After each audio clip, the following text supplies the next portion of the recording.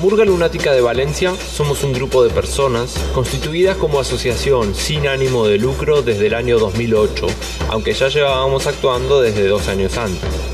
En ella realizamos una demostración de baile, percusión y canto, cuyos orígenes se sitúan en la tradición murguera argentina. Nuestra actividad se ha ido fusionando entre lo que es la típica murga argentina y los aportes realizados por las distintas nacionalidades que están en ella representadas.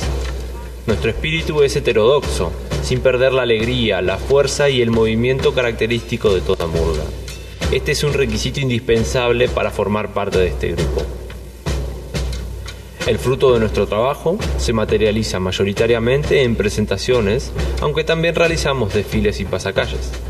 Los colores que nos representan son morado, amarillo y rojo, colores que lucimos orgullosamente en nuestros trajes y galeras.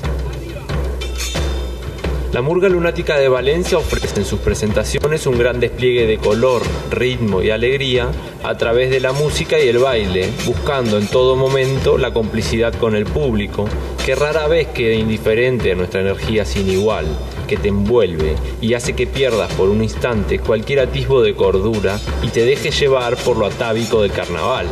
Que toda la vida sea carnaval.